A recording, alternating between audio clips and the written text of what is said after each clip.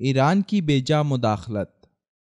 ایران کے حوالے سے دنیا بھر میں عمومی تاثر یہ ہے کہ ایران اسلامی ممالک میں اپنا تسلط قائم کرنے کے لیے بیجا مداخلت کرتا ہے۔ 1979 میں ایران میں خمینی انقلاب کے بعد ایران نے مسلم دنیا میں خمینی انقلاب کی برآمدگی کے لیے مختلف اوچھے ہتھ کنڈے استعمال کرنے شروع کر دیے تھے، جس کے لیے ان ممالک میں اپنے شیعی نظریات کے حامل افراد کو استعمال کرنا شروع کیا۔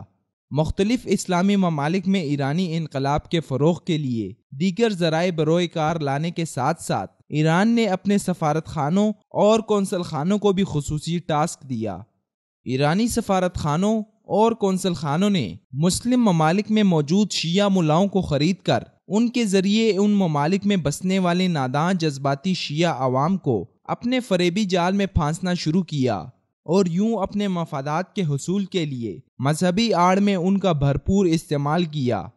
اس کے علاوہ ایران نے پوری دنیا میں بسنے والے شیعوں کو اپنے ماتحت کرنے کے لیے من گھڑت نظریہ ولایت فقیہ کا شوشہ چھوڑا، جس کی روح سے دنیا کے کسی بھی کونے میں بسنے والے شیعی افکار کے حامل افراد کے لیے ایران کا وفادار ہونا لازم ہے۔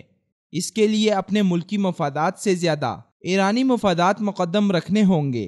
ولایت فقیہ کے نظریے کے تحت دنیا بھر کے شیعوں کے لیے ایرانی سپریم لیڈر کی وفاداری اور فرمانبرداری لازم ہے۔ دراصل یہ نظریہ ایرانی ملاؤں نے اپنی اقتدار کو مضبوطی بخشنے کے لیے گڑھا۔ اس نظریے کے ذریعے سے ایران نے مسلم ممالک میں اپنی مداخلت کی راہ ہموار کرنے اور وہاں کی شیعہ آبادی کو مذہب کی آڑ میں اپنے شخصی مفادات کے لیے استعمال کیا، اور اب بھی کر رہا ہے۔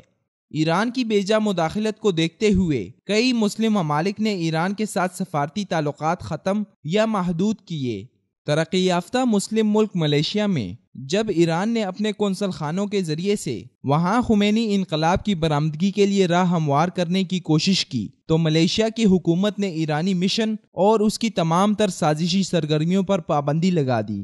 کچھ ایسا ہی سوڈان میں بھی ہوا، جبکہ سعودی عرب نے بھی ایران کی بیجا مداخلت کی وجہ سے اس کے ساتھ سفارتی تعلقات ختم کر دیے تھے۔ مسلم ممالک میں ایران کی بیجا مداخلت سے کئی اسلامی ممالک کے امن و امان کو نقصان پہنچ رہا ہے۔ یہی وجہ ہے کہ OIC کے اجلاس میں جب مسلم ممالک نے ایران اور اس کے ہم نواؤں کی بیجا مداخلتوں کی مذمت کی، تو ایرانی صدر حسن روحانی کو شدید سبکی کا سامنا کرنا پڑا تھا اور حقائق سے منہ چراتے ہوئے اجلاس سے اٹھ کر چلے گئے تھے۔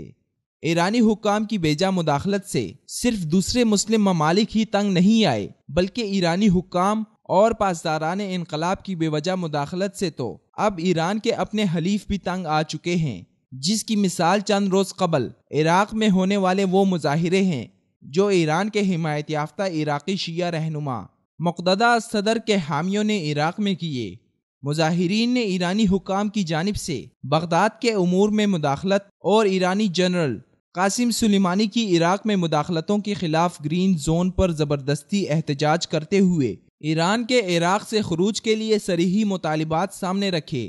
مظاہرین نے ایران باہر اور ایران نکل جاؤ، بغداد آزاد رہے گا کے نعرے لگائے، جس کی وجہ سے ایران نے بھی عراق جانے والی پروازیں روک کر ایرانی شہریوں کو بھی حالیہ کشیدگی کی وجہ سے بغداد جانے سے منع کر دیا۔ عراق میں ہونے والے ان مظاہروں نے ایرانی حکام اور مذہبی ملاؤں کی قلی کھول دی کہ ایران کی بیجا مداخلت سے اب اس کے حلیف بھی تنگ آ چکے ہیں۔ اس لیے تمام امت مسلمہ اور خاص کر پاکستان کو ایران کے منافقانہ اور جارحانہ رویے پر غور کرتے ہوئے اس کی بیجا مداخلت روکنی ہوگی۔